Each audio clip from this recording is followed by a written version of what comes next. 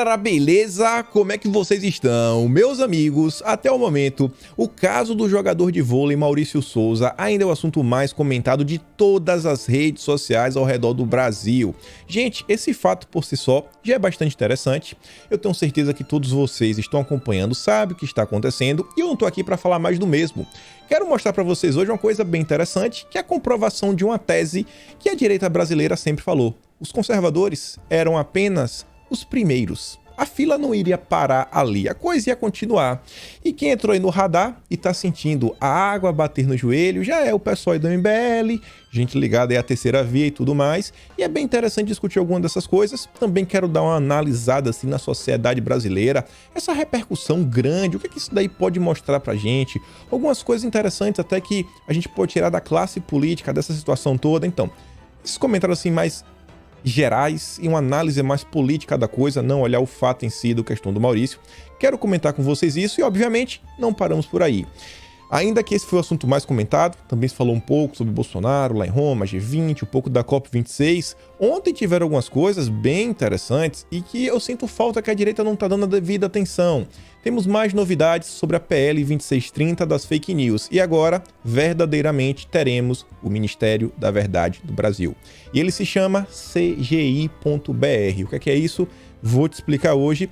Temos mais algumas coisinhas sobre o judiciário para falar, alguns ministros que vocês conhecem muito bem pelo nome. Vamos também falar sobre o Alcolumbre, questão do Mendonça.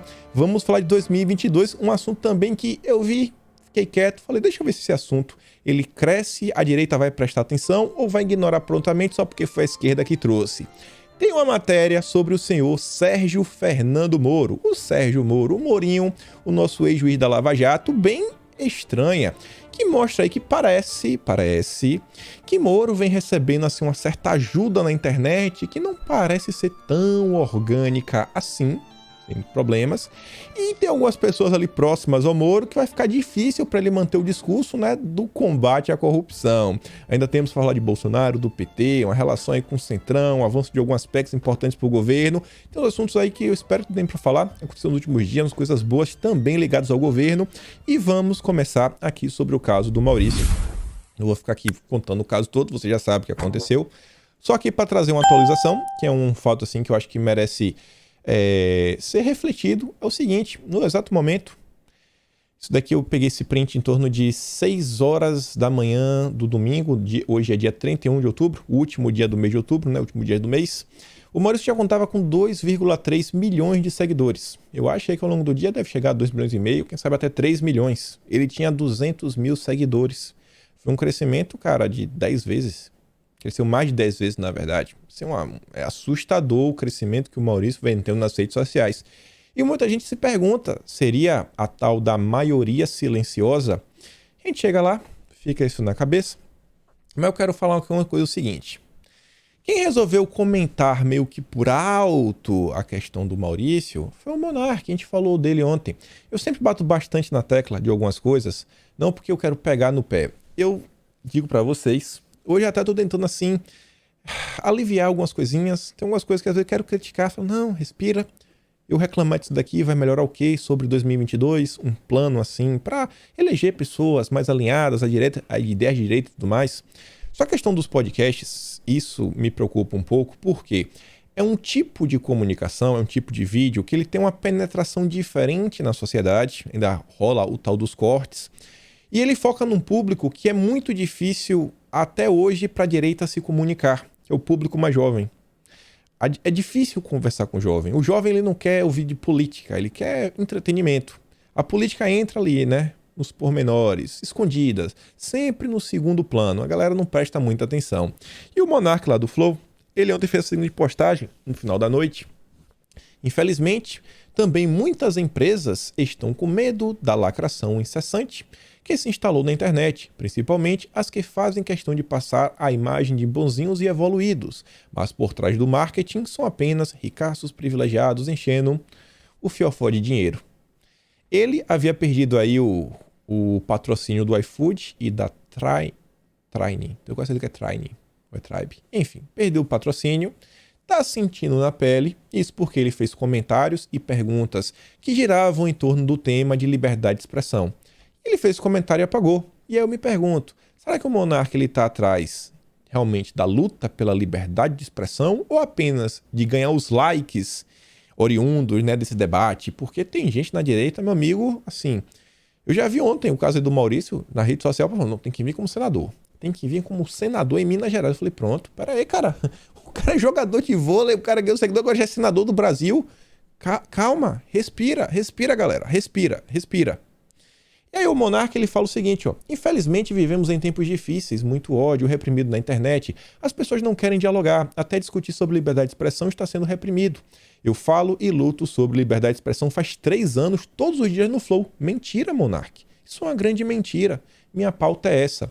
Se lembra que lá atrás, acho que semana passada, eu falei, ó, gente, eu tenho medo de mais uma pauta da direita ser assim, tomada. A pauta em defesa da liberdade de expressão. O monarca vem aparecendo no trend de tópicos do Twitter. Não, o assunto liberdade de expressão está sendo fomentado por causa do monarca. Aí já vem o Verdivaldo, fala, não, tive lá com o monarca, que a gente conversou e tudo mais. E tá aí. Ele é a pauta dele é essa. Veja só, né? Sei que era a ervinha doida, né? Posso errar em como me expressar, mas nunca errei em sempre tratar todos iguais. Mentira!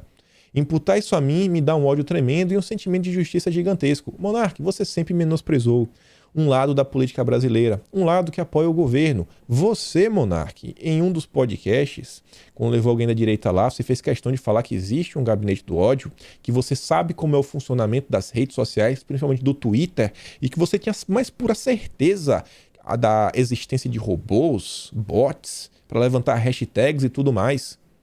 Você foi o cara, sabe, que na verdade trabalha pela perseguição das pessoas e continua ignorando isso daí. Aliado aí, né, de longas e longas datas do pessoal do MBL e tudo mais, que agora tá caladinho sobre o que tá acontecendo contra você. Vocês acharam, né, talvez você foi na inocência, que é no discurso mole do MBL, que as coisas iriam parar por aí. E aí você vê como são as coisas. MBL, olha só. Bancada feminista denuncia Fernando Holliday em CPI da fobia lá do arco-íris do trans na Câmara de São Paulo. Não sei qual é o caso, não sei se ele tá certo, se não tá. Mas agora tá sendo interessante ver, né? Eles que tanto nos acusavam de ter um gabinete do ódio, de fazer isso, de fazer aquilo outro, e blá blá blá, e tititi. E aí você vê 2 pessoas aí, né, prestigiadas, que ganham espaços nos programas de TV, nas rádios, perfis verificados, estão sentindo na pele. E aqui é a grande pergunta que a gente olha nas redes sociais. Será que as pessoas realmente vão começar a pensar no que está acontecendo ou vão realmente, né, abraçar esse discurso? O que eu venho vendo nas redes sociais é que realmente existe uma grande camada da sociedade brasileira que abraça o que está acontecendo contra o Maurício. Eles acham que isso é justiça, que o que o Maurício fez é uma coisa abominável e que ele não tem direito nem de pedir desculpas. Não, ele tem que ser destruído. O Felipe Andreoli, que foi o exemplo que teve anteontem, do exposed que ele tomou, aí tudo bem. Que o Felipe Andreoli ele mudou de opinião, então ele pode. Porque ele é verificadinho, ele é amigo do Felipe Neto, mas o jogador de vôlei não. Porque ele é cristão. Não sei, né? Por isso, mas vai que é por isso. Ou, sei lá, ele é bolsonarista, ele apoia o governo. Talvez seja por isso. Então ele não pode se defender. Ele não pode se defender. E sobre essa situação toda, a gente estava falando isso ontem, né? As coisas não chegaram neste ponto de forma aleatória. Esses grupos que estão aí apontando e mostrando esse problema que assola o Brasil e tudo mais, assola o mundo, que temos que combater todas essas formas de preconceito, eles entram naquela questão que a gente vem comentando da tal narrativa, que não é o soco no queixo que derrota. É aquela pancadinha, sabe? Segura o tempo todo. Quanto e quanto tempo eles vêm nessa história? Ai, o que está acontecendo com a gente? O que está acontecendo aquilo lá? E que vocês são isso, que vocês são isso, que vocês são isso. Eles repetem tanto, eles sempre trazem esse assunto, sabe? A perseguição que eles vivem e tudo mais. É um assunto que eles não deixam esse assunto desaparecer. Esse assunto ele é reforçado semanalmente, mensalmente. A gente vê aí nos jornais, na TV, sempre batendo nessa tecla. A oposição, ela sabe tocar o bumbo, ela sabe empurrar uma narrativa. Ela sabe fazer isso crescer. E ontem teve uma matéria no Estadão, que eu acho que traz um resumo muito bom de outro aspecto, que é o aspecto eleitoral e político. Mobilização contra a fobia arco-íris ganha espaço na arena política. Grupo ganhou mais combatividade para defender temas após o aumento do número de representantes eleitos em 2018. Se a coisa vem crescendo, se a coisa vem ganhando forma, é porque eles também estão conseguindo eleger representantes. Tanto se diz na direita, né? Poxa, as pautas conservadoras não avançam, que isso, que aquilo outro. Quantos representantes nós elegemos? Os representantes que nós elegemos ainda não são os deputados mais habilidosos. Estão no primeiro mandato, não conhecem o regimento da Câmara por completo, não tem aquela articulação política, não conhece os pormenores de Brasília. Então é coisa que requer tempo, desenvoltura. Ainda assim temos um número bem pequeno, ou talvez não tão pequeno assim. É outro aspecto para comentar ao longo do vídeo. E fala, ó, a mobilização dos 20 parlamentares que protocolaram nesta quinta uma ação contra o jogador de vôlei Maurício Souza por preconceito é a mais recente de uma série de eventos que evidenciam a inserção do tema na arena política. Resultado da chegada de mais todo mundo aí desse espectro aos espaços de poder. O debate sobre o preconceito, antes marginalizado, ganhou espaço na agenda política. Não era marginalizado. Ele sempre teve espaço em todos os veículos de imprensa. O que tem agora é que é uma presença muito maior dos representantes na arena política, que podem lutar por leis, sabe, por projetos e tudo mais. A simples presença de pessoas arco-íris em espaço de poder gera reações, afirmou a vereadora Duda Salabert, eleita com o maior número de votos da história para o cargo em Belo Horizonte. Se ela foi eleita, né, com o maior número de votos da história, é porque não foi do dia para a noite, né? Não foi do dia para a noite. Quanto tempo a esquerda vem trabalhando nisso? Para a cientista social Alciana Paulino, pesquisadora do projeto Mais Arco-Íris na Política, essas pessoas abrem espaço para o contraditório, diversificando pontos de vista. O processo democrático é completamente dependente da diversidade para se fazer concreto. O palco político é uma disputa constante, não para, repete todo dia. E a população arco-íris precisa estar representada neste tablado. Se queremos avançar com nossas pautas, temos que também ter representantes. O Leandro Ruschel, ele trouxe aqui um gráfico que eu achei bem interessante. E mais ou menos sei como você se situar hoje na política brasileira. Se você é uma pessoa de esquerda, mais ligada ao autoritarismo, a esquerda mais raiz de todas, você é uma pessoa boa. Se você sair um pouquinho aqui, mas ainda na esquerda autoritária, você é extrema-direita. E qualquer coisa depois disso, aí já é, meu amigo, sabe o que tinha lá na Alemanha. Meu amigo, aí você já não presta mais. É assim como os iluminados do Brasil, né, enxergam todo mundo. Você não é da extrema esquerda? Então você, meu amigo, é da extrema direita ou até pior. É o tipo bolsominion. E eu listei aqui alguns pontos, só pra gente daqui bater uma discussão e trazer uma coisa aqui, uma coisa que vai animar vocês, um projeto de lei de um dos nossos deputados conservadores. E vejam só, a pauta de costumes tem um apelo grande nas redes sociais. Isso eu converso com um amigo meu, ele sempre fala o seguinte, cara, pô, não luta com as reformas. Eu não vejo a direita falando das reformas. Ele não é bolsonarista, né? Ele é um cara de direita, ele liga mais pro mercado. É um cara do mercado. Ele só quer saber, no final das contas, do dinheiro. O dinheiro caindo na conta, ele tá de boa, e mais esquerda não dá. Ele, beleza, tem uns valores que são similares, valores em princípios, similares aos nossos, mas ele não se define um conservador. E aí eu sempre falo pelo seguinte, bicho, não é assim para você avançar um tema. Ah, o tema é bom, vamos avançar. Não é porque o tema é bom que esse tema vai ter clamor popular, que as redes sociais vão levar à frente. Às vezes você traz uma informação, não cola.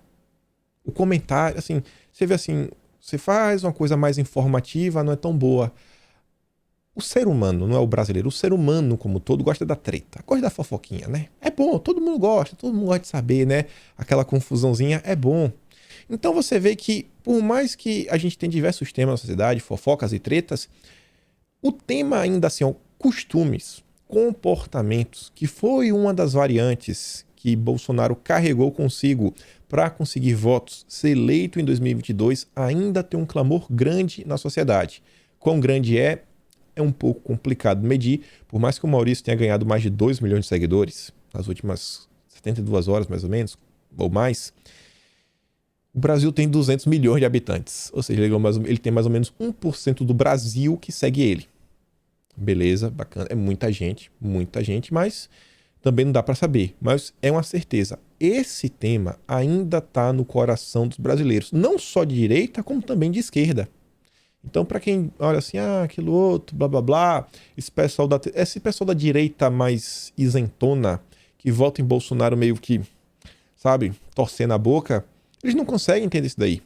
Não conseguem entender essa certa variante. Você vê que também esse é um ponto que não consegue ser captado pelos tais políticos do centrão. Eles não conseguem entender como esses temas, essas pautas, trazem votos, né? Eles sempre se posicionam contrário. Você esquece essa besteira. Economia, vamos focar na economia, aqui nos projetinhos, deixa isso de lado. Aí eu coloquei outro ponto, ó. Tomou conta das redes. Não só tem clamor esse assunto, tem clamor, você vê, tomou conta. E isso daqui é uma coisa que também eu fico assim, é como se nas últimas horas, principalmente nas últimas 24 horas, não se falou em quase nada, a não ser do Maurício. É como se os outros problemas que a gente tinha no Brasil, eles não avançam. Imagina essa mesma pressão popular, esse mesmo clamor, colocando pressão na reforma administrativa. Vamos avançar com a reforma administrativa e bate lá em cima e todo mundo fazendo pressão e tudo mais, como se fosse, sabe, agora vai. Como foi a questão da PEC do voto auditável. O voto auditável ele tem aquele clamor. A população comprou. Você vê que não é todo tema que tem isso. A direita da internet, que eu acho que são pessoas que têm um certo interesse de também não só acompanhar o Brasil, mas também militar um pouco, participar dessa arena, desse debate, ver as coisas avançar. São pessoas que, por mais que o tema não tenha tanta repercussão, tantos likes, não tem nada, devia estar sempre pensando o seguinte, cara, quais temas eu devia estar tentando aqui fomentar, colocar pra frente, colocar pra andar, sabe, todo dia fazer uma postagem ou outra, aquela coisa que a gente conversou, né, como foi que o Gabas ficou conhecido no Brasil, o caso do Mamata Connection e tudo mais. Outro ponto aqui que basicamente se junta, né, com o esquecimento de outras questões. Eu já comentei dentro do Tomou Conta das Redes. Uso político da situação. Esse até se conecta também com o próximo, né? Que é a diferença na atuação parlamentar entre direita e esquerda. Nesse momento, todos os espectros políticos estão tentando tirar uma casquinha do caso do Maurício. Boa, é do jogo. Todo mundo postando vídeo, meu apoio, ganhando os likes e tudo mais. Tem gente que está levantando pontos, olha o que está acontecendo, olha isso aqui, olha aquilo outro. Tem gente que às vezes está levando por um caminho que eu me pergunto, cara, beleza, tô entendendo, mas na posição que você tá, você não é meio que um militante, você é um deputado, você tá tentando meio que se indispor com a empresa. Você não acha que isso pode ser um problema também? Isso aí pode impactar lá na frente? Formas diversas de atuação, mas o ponto principal que eu vejo é o seguinte, os deputados da esquerda, até o momento, eles se debruçaram de uma forma muito mais intensa, até já acionaram o Ministério Público contra o jogador Maurício, enquanto os deputados da direita estão naquela, né? Parabéns. Não, olha só.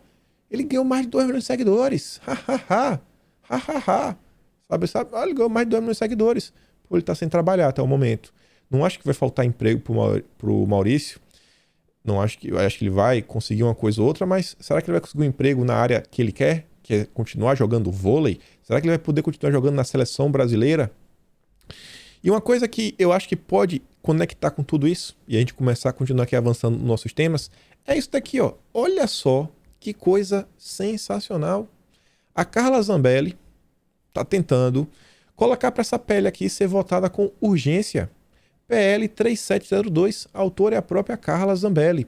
Não sei se o texto é bem escrito ou não, contempla tudo, mas eu acho que é uma iniciativa que é de interesse de grande parte da direita brasileira, pelo menos vejo esse clamor na internet, que é o seguinte, ó. Dispõe sobre a exigência do passaporte, vem para alterar as leis 6259, 10406 e principalmente a lei, eu espero que vocês conheçam, a 13979, a famosa lei Moro Mandetta.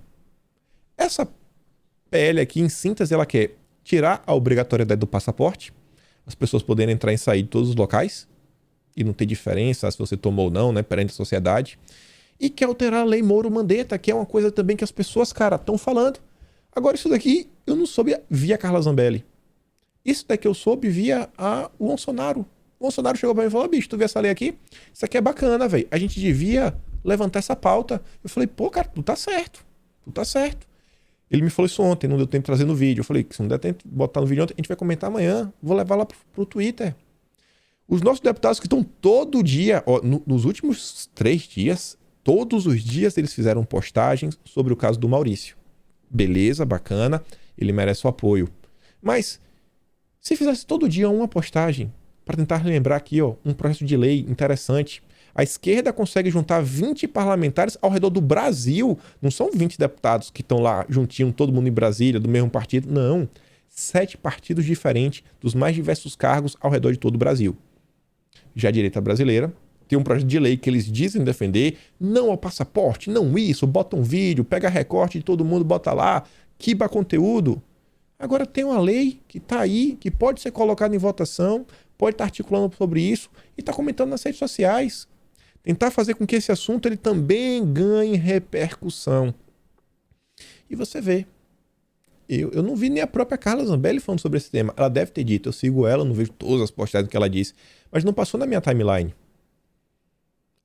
Eu acho que a nossa classe política, a direita brasileira, tem que começar a pensar nisso também, cara. Precisamos levar algumas pautas à frente. Se quisermos ver mudanças, não podemos apenas ficar na reação das matérias da imprensa, mas também ficar relembrando, ó, olha isso aqui, olha aquilo outro, olha isso aqui, olha isso aqui. Quem me segue lá no Twitter vê que, pô, toda semana eu tô lá, ó.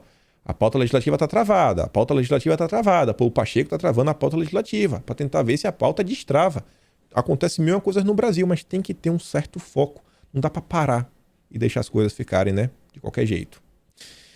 E aí, só que falando um pouco que tem a ver com a questão cultural, mas acho que isso aqui tá mais ligado talvez a até o que a gente pode esperar do retorno do PT em 2022, não só no nível de presidência nem nada, mas até no âmbito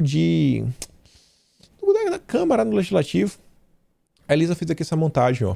Vamos voltar com sangue nos olhos, diz Eliane Giardini. E na ditadura era muito claro o que podia e o que não podia. Era censura aqui, censura ali, completamente diferente. Hoje a gente vive uma coisa muito atípica, meio dissimulada, que faz, que tem, mas não tem. Não vai ter estreia desse filme por causa disso. Se a gente for discutir isso, a gente vai ficar doida. Não há mais nada a dizer sobre esse governo. Sobre o governo Bolsonaro não tem mais nada a dizer. Você não tem espetáculos quase sendo feitos, não existe uma política cultural, não existe incentivo de nenhuma parte, nem para o cinema, nem para o teatro. Nada para isso. Não existe incentivo para a ciência, não existe incentivo para a educação. Vamos voltar com a garra, com sangue nos olhos, de vontade de fazer coisas. Você acha que esse discurso que ela está fazendo aí, com certeza ativista, uma pessoa de esquerda, com certeza vai votar no Lula? Isso daqui, se ela que está aí na imprensa está falando isso daí, o que é que vocês acham que um José Dirceu da vida e os candidatos aí do PT que virão em 2022 já não estão tramando contra o Brasil? Fica aí de reflexão. E só essa matéria aqui também que é interessante de ver, né, o tratamento como eles dão para as barbaridades que eles cometem.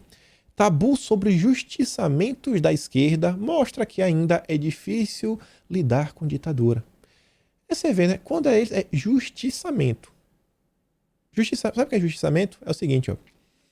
Os justiçamentos que ocorreram dentro dos grupos de luta armada durante a ditadura, ou seja, a execução sumária de pessoas consideradas traidoras. Executa. Piu, piu. Justiçamento. Olha que nome bonito, né? Pra uma coisa tão bárbara. E diz, ó, os 4 foram acusados de traição por seus grupos, mas eram inocentes. Como a lei brasileira só reconhece como vítimas da ditadura, os que foram alvo de violência estatal acabaram apagados da história. Imagina se a gente tivesse esses dados bonitinhos, né? Quantas pessoas, né, foram vítimas do justiçamento? Quem será que causou mais danos, né? O Estado, os militares ou a própria esquerda? Mas eles conseguiram apagar a história. Eles conseguiram apagar a história, talvez até, né, dando um foco maior pro outro lado. Sempre batendo numa tecla, sem falar no assunto deles, né? Deixa o assunto deles calado, vamos avançar em outro tema. Olha aqui também, né? 2022, MST contradiz Bolsonaro e retoma ocupações. Ocupações. Olha que palavra bonita também, né? A meta agora é de fazer pelo menos uma ocupação por estado até o fim de 2021. Que bonitinho, né? Contradiz, porque Bolsonaro falou que acabou as invasões. A Veja, pelo menos, foi mais honesta. O retorno das invasões de terra pelo MST. Ocupação é tipo justiçamento, palavra bonita para descrever uma coisa bárbara e completamente reprovável. O Leonardo Coutinho diz, o MST oficial entrou no modo campanha eleitoral. Tá aí. Isso daqui é um retrato, né? A esquerda no poder, para quem ainda está em dúvidas. E eu não sei isso daqui para a gente começar a falar da pele das fake news. Opinião. Jair Bolsonaro é pior do que lá o ditador alemão.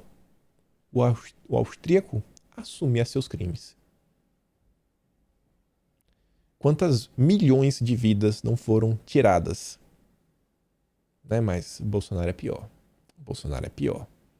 Opinião do Marco Antônio Villa. E se Bolsonaro processa, Bolsonaro tá, censurando, perseguindo jornalistas. Não dá, né? Não dá. Mas tudo bem. Vamos falar da pele das fake news. PL 2630, um tema que tá passando aí desapercebido. Até o momento que avança, aí todo mundo chora, aí todo mundo critica, aí todo mundo puxa os cabelos e fica desesperado. Projeto contra fake news na Câmara quer proibir monetização de perfis de políticos. Até aí, beleza. Se você é político, você não pode monetizar. Mas você quer monetizar, você tá ganhando seus 30 mil reais no teu canal, e pode ser assim, usada de forma incorreta. E fala o seguinte: além da proibição de monetização, outra mudança significativa para agentes públicos diz respeito a casos de remoção de conteúdo e de redução de alcance envolvendo contas de interesse público. O texto prevê uma autorização ao ajuizamento de ação judicial para restauração célere das publicações ou do alcance do perfil. Pela proposta, fica permitido ao Poder Judiciário obrigar as plataformas a restabelecerem as contas nos casos em que fique comprovada a sua operação em conformidade com direitos fundamentais e com princípios da legalidade, impessoalidade, moralidade, publicidade e eficiência. Se a Justiça falar, volta, tem que voltar. Só que eu pergunto, vocês acham que se um deputado de direita faz um post aí que... como é, né? E exclui. Vocês acham que a Justiça vai falar volta? E será que se um deputado de esquerda fizer algo errado, verdadeiramente errado, e a Justiça fala, pô, isso aqui é errado, e a Justiça fala, pra gente não é errado, volta, e aí volta. Será que essa daqui vai ser utilizada para benefício de ambos os lados, né? Na verdade, para trazer justiça? Será que isso aqui vai ser utilizado para trazer justiça ou talvez, né, o benefício para um lado? O projeto contra a fake news também proíbe, olha isso aqui, a destinação de publicidade em sites e contas em redes sociais que promovam discursos violentos. O que seria isso? Hoje em dia tá muito assim, né, no ar, né? Qualquer coisa, ixi Maria. No texto aprovado no Senado, já estava prevista a regra para casos de discriminação e a incitação à violência contra pessoas ou grupo, especialmente em razão de sua raça, cor, etnia, sexo e gênero. A proposta do relator acrescenta a determinação para crimes contra o Estado Democrático de Direito. No Senado já tinha aquilo lá. Só que aí, o Orlando Silva, do Partido Comunista do Brasil, resolveu também adicionar que não pode receber nenhum tipo de monetização pessoas que cometam crimes contra o Estado Democrático de Direito, tipo questionar a segurança das urnas eletrônicas brasileiras. Ou o que mais? Questionar, não sei, se alguma autarquia do Brasil está agindo da forma que ela deveria agir. Se ela se pensa falar, a CVM aí não está prestando atenção no que está acontecendo. Isso é um atentado também contra o Estado Democrático de Direito. Fica bem complicado. Bem complicado. Ainda mais assim, pensa que... Não agora, vamos pensar o seguinte. 2026, a esquerda volta ao poder. 2030. Essa lei continua lá. Aí sei lá, vamos falar que vai ser o filho do Lula. O filho do Lula tá lá. Lula não tem mais saúde para até 2026. Coloca lá o neto do Carlos Gabas lá na Previc. Aí fala, o que tá fazendo lá na Previc? Vai que faça alguma coisa maluca. Aí a gente fala, tá atacando o Estado Democrático de Direito, hein? Está colocando em xeque a atuação de um ministro de Estado, de um secretário do Estado e tudo mais. Acho muito aberto esse texto. Outro ponto é a vedação à contratação de publicidade pela administração pública junto às plataformas que não sejam constituídas de acordo com a legislação brasileira e com representação no país. É que a gente vem falando de forma reiterada, né? Eles querem colocar que só pode operar no Brasil quem tem representante no Brasil, ou seja, Telegram está de fora. A desinformação é um fenômeno complexo que não se enfrenta apenas com medidas regulatórias sobre as plataformas. O texto avança porque vai dar instrumentos a partir de mudanças na forma de funcionamento das redes e aplicativos, mas também considera questões externas. Uma delas é a obrigação do poder público. A CPI da pandemia, olha isso daqui. A CPI da pandemia, a do Omar, a do Renan Calheiros, mostrou o quantos recursos públicos foram usados para apoiar via anúncios ou impulsionamentos conteúdos desinformativos. Eu não lembro disso daí na CPI, não. Não lembro, não. Ela está falando que tem dinheiro público para financiar sites, jornais, blogs que promovem desinformação. Vocês viram alguma coisa disso daí na CPI? Eu acho que não teve muito disso, não, viu? Vai vendo, vai vendo. E aí, a coisa tem como ficar pior, tem. Estabelece que os serviços de mensagem devem impedir a distribuição massiva de conteúdos e veda encaminhamento de mensagens recebidas de usuário para múltiplos destinatários e grupos. Você recebeu uma mensagem, meu amigo, você não pode colocar no grupo. Não pode. Não pode. Acrescenta informações e dados sobre a execução das políticas e termos exigidos pelas redes. A divulgação dos dados sobre o combate à desinformação ocorrerá por meio de relatórios trimestrais de transparência. Quero só repetir para quem não lembra, né? Não tem como você ter um relatório sem dados. Para você ter dados, você precisa estar monitorando. Ou seja, vocês estarão sendo monitorados para depois, né, combater a desinformação e mostrar em relatórios trimestrais o que vem acontecendo. Monitoramento das conversas. E a chave de ouro ainda fica... Tá chegando a chave de ouro, né? Cria punição de 1 a 5 anos, além do pagamento de multa a quem promover, constituir, financiar ou integrar, ou pessoalmente ou por interposta pessoa, ação coordenada mediante uso de contas automatizadas e outros meios, para disparo em massa de mensagens que veiculem conteúdo passível de iniciação criminal ou fatos comprovadamente inverídicos, capazes de colocar em risco a vida, a integridade física e mental, a segurança das pessoas e a rigidez do processo eleitoral. Estranho, complicado. E por fim, estabelece, vamos chamar de, o soviete, não vamos falar o nome bonitinho, né? Comitê Gestor da Internet, CGI.br, ou seja, vai instituir o soviete como órgão responsável pelo acompanhamento das medidas. E esse órgão deverá apresentar diretrizes e estudos.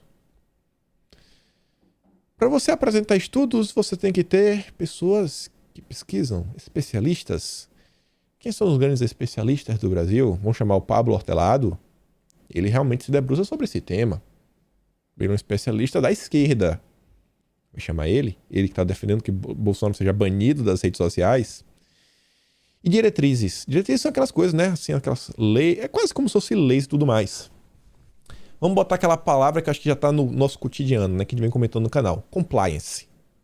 Aqui será o órgão do compliance, que vai ditar as regrinhas do jogo que todos devem seguir. E se você controla as regras, meu amigo, você consegue controlar todo o mercado. Essa é a PL 2630, que já está chegando aí. E eu não vejo nossos políticos comentando sobre isso. Um post por dia, quem sabe?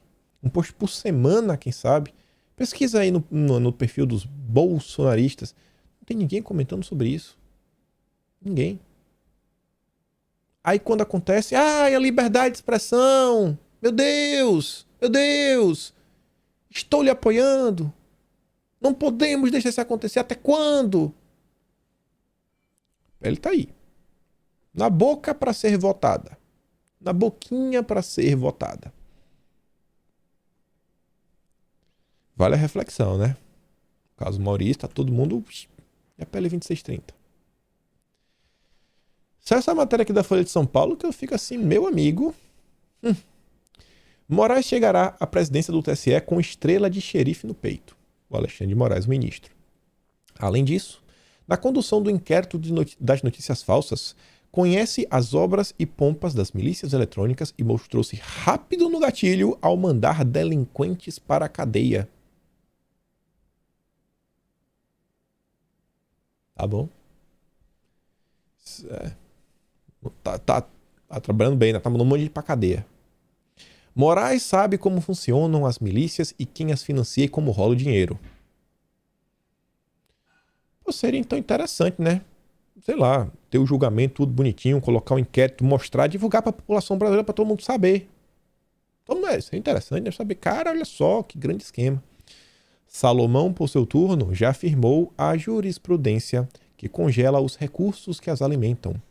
As conexões internacionais dessas milícias, um fato que há 3 anos estavam no campo da ficção cibernética, hoje estão mapeadas. Se há um ano elas tinham o beneplácito do governo americano, hoje tem um FBI no seu encalço. Você percebe como a oposição, reiteradamente, sempre está batendo na mesma tecla, nas mesmas narrativas, para não deixar o assunto acabar? Junto com o que a gente já falou até agora no vídeo. E ainda sobre o ministro Alexandre de Moraes, ele deu 48 horas para a CPI da pandemia explicar as medidas contra Bolsonaro. Uma delas que a questão é da remoção de Bolsonaro de todas as redes sociais. Vamos esperar para ver o desenrolar disso daqui. E vejam só, falando de CPI, Humberto Costa, do PT, está com uma nova função. Agora que a CPI do Senado acabou, ele vai se debruçar em ajudar a CPI contrária à Prevent Senior. Realmente o PT se dedica, né, todos os dias pelo bem da sociedade brasileira. Esse é o PT. Falando de justiça, Alessandro Vieira pediu para o STF investigar a rachadinha do Alcolumbre. E aqui eu fico naquela, né? Eu fico me perguntando, será que ele realmente quer que o Alcolumbre seja investigado? Eu realmente não tenho a resposta, não estou sendo irônico. Ou será que ele está fazendo isso daí para ter mais pressão no Alcolumbre e ele justificar que ele está sendo perseguido e tudo mais? E aí, quem sabe, ele puxa a carta do corporativismo para ver se o Senado apoia ele, né? Porque, pô, se hoje é ele, no futuro pode ser outra pessoa. Porque todo mundo, né, às vezes cometeu uma coisa errada no passado e tudo mais. Então, fico assim, né? Quais são realmente os interesses do Alessandro Vieira pedindo que o STF faça isso? E até o momento, ele foi o único senador que tomou essa medida. Se viesse de um senador de direita, pô, eu ia achar bacana, mas também nessa. E sobre o Alcolumbre, tem a questão do Mendonça, né? Ele tá travando. Quarta-feira, Bolsonaro fala de novo do Alcolumbre e dessa vez ele fez meio que umas críticas. Bolsonaro que vem aí fazendo assim, uns elogios aqui e acolá para ver se destravava. E o Globo fala o seguinte, ó, não vou desistir, não vou mandar outro nome para lá, para o Senado. Espero que o André Mendonça seja aprovado. Está há mais de 3 meses esperando. Isso é uma tortura. É um desapreço para com o presidente da República. O que ele fez de errado, o que ele defendeu é indefensável. Bolsonaro falando do André Mendonça. E a matéria do Globo conversou com o Eduardo Braga, senador do MDB, lá do Amazonas, que disse o seguinte: se o Senado não estivesse trabalhando nesse sistema semipresidencial, travaria a pauta do plenário. Tradução: se o Senado estivesse trabalhando em prol do Brasil, fechado com a presidência da República, tentando ver, né, os projetos que são interessantes para o Brasil, que dá para conversar junto, que pega os interesses dos senadores que foram eleitos pelo voto, junto com o presidente da República, que também foi eleito pelo voto, botar tudo junto, as coisas andavam. Mas o que acontece é que eles se juntam, formam um grupo, formam uma resistência, trabalham contra a presidência e tudo mais. É um semipresidencialismo. Não dá para levar o Brasil à frente se você não tem, sabe, uma grande parte do Congresso com você. No Congresso é Câmara e Senado. E diz que a coisa do Alcolumbre está no limite, né? Se o esforço concentrado acontecer, vai ter que fazer tudo, não vai poder fazer só de alguns. Vai ter que fazer do Mendonça. Se todo mundo focar no Alcolumbre, ele vai ter que pautar. Mas o Senado não está com muita pressa. E aí fala o seguinte também sobre essa questão do STF, que em tese Bolsonaro aí vem conversando com Aras. A conversa de Aras e Bolsonaro sobre o Supremo. Chefe da PGR, Aras esteve recentemente com Bolsonaro para tratar de STF. A esperança ainda existe. Aras quer virar o nome do Planalto, caso Mendonça acabe não vingando. O ex-AGU foi indicado por Bolsonaro há semanas, mas está travado aí nas mãos do Davi Alcolumbre. E vamos falar aqui um pouco do Sérgio Moro, outro tema aí que passou, acho que bem desapercebido das redes sociais. Contrato de Moro com Álvares e Marçal é rescindido. Moro rescindiu, não ficou até o final. A matéria diz, né? Originalmente, o contrato das partes era de 2 anos de trabalho, ou seja, deveria terminar só ano que vem. 31 de outubro do ano que vem. Mas Moro finalizou, já vai se filiar aí dia 10, agora no Podemos, festona. Até a família também do Moro vai se filiar junto, a Rosângela. Tá todo mundo aí junto e misturado, para ser, né, o candidato à presidência. Não acho que será candidato a presidente. Acho que Moro ainda vem como senador. Mas, vejam só isso daqui.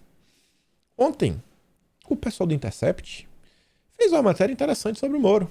Interessante. São pontos aí que não dá para bater o martelo por completo, mas vale a reflexão e vale dar aquela garimpada. O Vando, que fez a matéria, fala o seguinte, ó. Conheça a turma que está trabalhando pela candidatura de Sérgio Moro. Entre eles, até um político condenado por crimes de corrupção. Logo o Moro, né, que diz que ele vem para retomar o combate à corrupção. Logo o Moro, né? Rapaz. Aí você vê. Nesta semana, o movimento pela candidatura do ex-juiz tomou corpo. Entre as iniciativas para bombar a candidatura está o lançamento do livro, né, Contra o Sistema de Corrupção.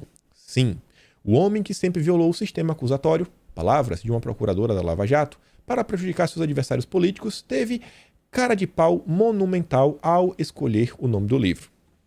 Eu não sei se o Moro sempre fez isso, só que essa semana eu tô me debruçando também sobre esse tema, tentando entender algumas coisas, e eu fui assistir um podcast que conta com a presença da Tâmia Danelon, pessoa da direita também, meio que abraça assim como se fosse, ela sabe de tudo, ela tá do nosso lado, respira, contra o Augusto de Arruda Botelho, que eu sempre reclamo, falo, ó, esse cara é da extrema esquerda. E eles estão conversando lá nesse podcast, bate-papo, tudo mais, e o Augusto aí vai reclamando de várias coisas, reclama do Moro, e ela falou assim, deu um exemplo de uma coisa errada aí que aconteceu. Aí Augusto falou o seguinte, bicho, eu nunca vi procurador e juiz, sabe, assim, o juiz orientar procurador, indicando aí até testemunha. E a Tâmia fala, mas compramos isso daí, é normal. E aí o cara fala, cara, como é que é normal um juiz enviar uma testemunha para o procurador? Porque o juiz ele tem que julgar o caso. Então ele já tem uma noção do qual é o final do caso, ele não está sendo imparcial. Ele já sabe qual é o caso e ele está indicando uma pessoa para ajudar a chegar no objetivo que ele quer. Aí ela fala, mas o Ministério Público tem que entender que é imparcial. O Moro é imparcial. O Deltan Dallagnol é imparcial. Todo mundo que é do Ministério Público é imparcial. Não tem ninguém de esquerda. Ou ninguém de direita também. Então vê assim que, cara, que ideias, né, que esse pessoal lavajatista tem na cabeça. Mas tudo bem, vamos voltar para a matéria aqui do Moro. Durante essa semana, a hashtag MoroPresidente 2022 apareceu entre os assuntos mais comentados do Twitter. A campanha nas redes sociais não é espontânea como se quer fazer parecer. Segundo a ETA, parece que o Moro está usando bots, os robôs do Moro. É organizada e articulada pelo Podemos, um partido político levantando hashtag, e por 2 perfis ainda poucos conhecidos como Brasil Consciente e Movimento Grita. Esses movimentos estão articulados com as contas do Podemos e do senador Álvaro Dias. Eles costumam compartilhar os mesmos conteúdos e impulsionar hashtags defendendo pautas lavajatistas e exaltando a figura do Sérgio Moro. E aí fala o seguinte, ó. O Brasil Consciente, esse primeiro perfil, foi criado em dezembro do ano passado para defender as pautas da finada Operação Anticorrupção e agora se dedica quase que exclusivamente a apoiar a candidatura do Moro. O site divulgado pelo perfil é Fazendo a Coisa Certa, né, que é aquela fase do Moro. Aí você vê, ó, o dono do domínio do site é o Instituto Campo Social, uma ONG pertencente aos empresários Henrique Faber da Silva e Suzana Moreira dos Santos. Ambos também são sócios de uma empresa de comunicação e marketing. a Qualiarte Comunicação e Marketing Limitada, e diz que o Moro, né, já estava procurando aí os seus marqueteiros. O Brasil Consciente se apresenta como um grupo de brasileiros que não perdeu a esperança e luta por pautas de combate à corrupção e à impunidade. Mas não é bem assim. Você vai lá no Instagram, é só postagens pro Moro, né? Basicamente é o Moro, Moro, Moro, Moro, Moro, Moro, Moro, Moro. E um aqui reclamando de Bolsonaro, para eleger o Moro. Parece que não é pelas pautas, né? Parece que é para ajudar o Moro. Até convocando aí pro tuitaço do Moro. A espontaneidade desse movimento é tanta, e aqui que tá uma coisa interessante, que eu só vi acontecer no caso do Sleep Giants. O Sleep Giants surge num dia, meu amigo, estala o dedo, Felipe Neto e Luciano Huck já estão promovendo a iniciativa. No caso do Brasil Consciente, esse perfil em apoio ao Sérgio Moro, vejam só, segundo o Intercept, esse perfil apareceu em um dia e no dia seguinte do aparecimento, ele já estava recebendo os parabéns do Sérgio Moro. Ah, rapaz. Um dia de existência, o Moro já estava divulgando. Um dia. Abriu no dia seguinte, o Moro já estava compartilhando. E já estava fazendo grandes lives.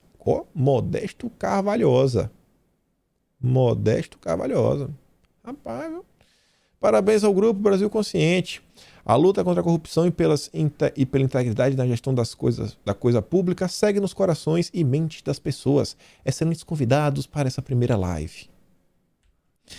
Outro grupo que tem se mobilizado é o Movimento Grita, que também costuma fazer lives com o Modesto Carvalhosa e com o Álvaro Dias. Aí fala o que esse movimento faz. E o interessante é aqui, ó. Assim como o Renova BR, apoiado pelo Dallagnol, o Movimento Grita tem a pretensão de eleger uma bancada de parlamentares alinhados às suas pautas, né? O Partido dos Procuradores. O objetivo para as eleições de 2022 é identificar e eleger uma bancada grita de pelo menos 150 deputados e 35 senadores. A meta é alta, viu? Que se apresentem como candidatos independentes de siglas partidárias. E aí está falando várias coisas. E vejam só. O site do Grita informa que o grupo foi fundado a partir da indignação de 4 engenheiros do ITA, formados em 64, que resolveram fazer uma indignação, um plano de ação de cidadania. Parece mais um movimento espontâneo da sociedade civil, mas parece que não é bem assim. Um dos engenheiros à frente do projeto é Cássio Taniguchi, um dos fundadores do grupo. Ele já foi prefeito de Curitiba por 2 vezes e deputado federal pelo Paraná uma vez. Apesar de Taniguchi pretender liderar um movimento anticorrupção, a sua carreira política foi marcada por alguns escândalos de corrupção. Em 2010, ele foi condenado pelo STF a 6 meses de prisão em regime fechado por mau uso do dinheiro público enquanto ocupava a Prefeitura de Curitiba entre 97 e 2000. Ele foi acusado de desviar a grana de um convênio firmado entre a Prefeitura e o Banco Interamericano de Desenvolvimento. Esses aliados de Moro são interessantes, né? E a cara de pau? O ex-prefeito também foi condenado pelo Tribunal de Justiça a pagar multa por ter utilizado, recursos públicos para fazer campanha eleitoral em 2000, quando conseguiu sua reeleição. A sentença também determinou a inelegibilidade do paranaense por 8 anos. E vejam só, curiosidade. No site, o Movimento Grita diz que só aceitará políticos ficha limpa. Portanto, Taniguchi, fundador, aliado do Sérgio Moro, não poderia fazer parte da bancada do grupo que ele mesmo fundou, já que ele é ficha suja. Há muitos outros casos nebulosos envolvendo o fundador do Grita. Esse tipo de hipocrisia é a cara aí do lavajatismo, que é diferente da Operação Lava Jato. Moro, isso aqui é a cara da terceira via. É a cara da terceira via. Sérgio Moro, né? A hipocrisia em pessoa, andando aí com seus pezinhos. Vejam quem são os aliados do Moro para 2022. O PT também continua se movimentando. Essa tríplice aliança aí está uma maior confusão. PT, PSB, PSD.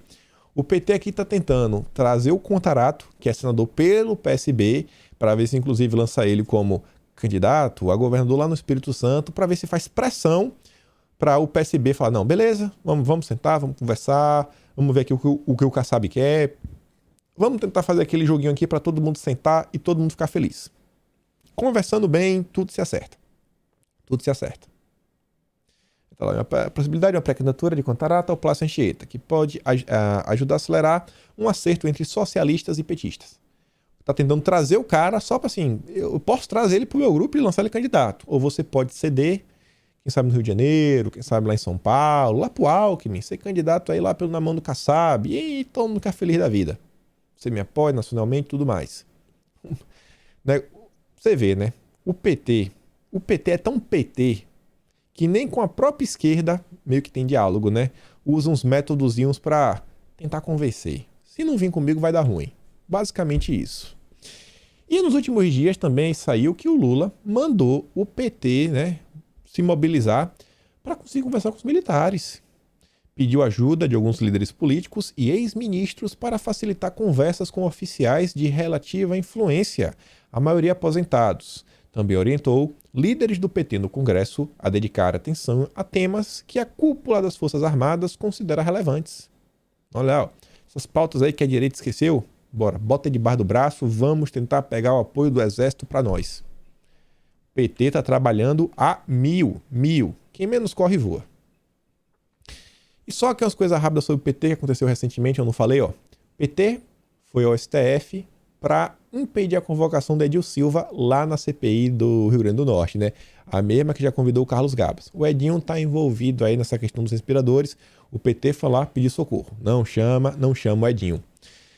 O Eduardo Girão comenta aí que a Record está dando destaque, né, à CPI do Rio Grande do Norte e a questão que diz respeito também, né, ao desvio do dinheiro aí na compra dos respiradores que nunca chegaram pelo consórcio Nordeste.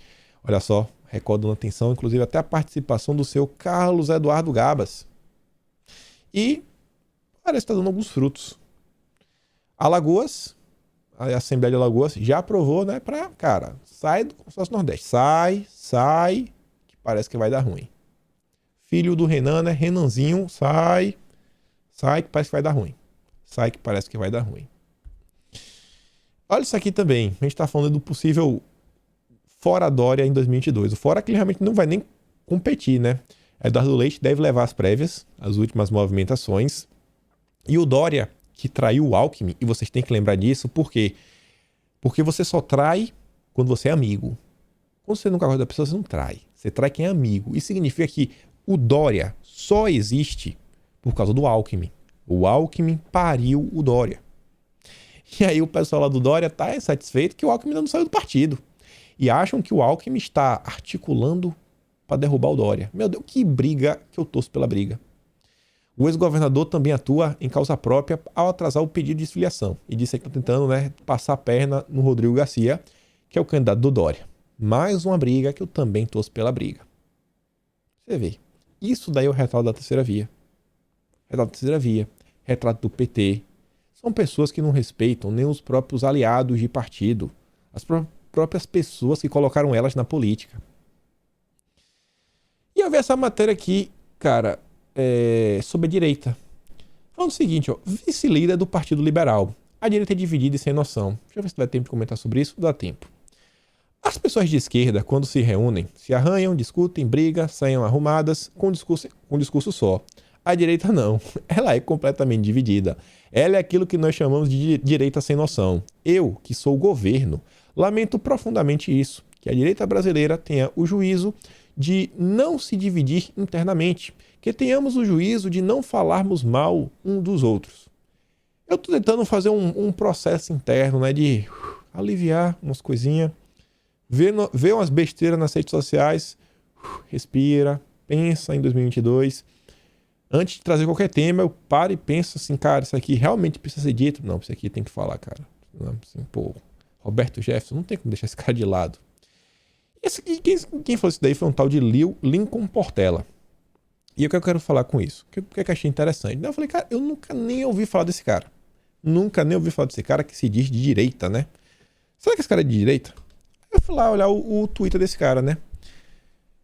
Tweet fixado, ele passeando com o Bolsonaro.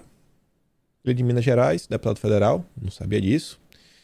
se posicionou aqui em apoio ao Maurício, falando, ó, a montadora que foi conhecida pela sigla que forma a frase "fui enganado, agora é tarde", reagiu descontrolada porque um atleta publicou opinião acerca da metamorfose de um super-herói. Cuidarei para que nunca saibam o que penso dos modelos 147, odd, tipo e maré. Aí botou um apoio ao Maurício Souza.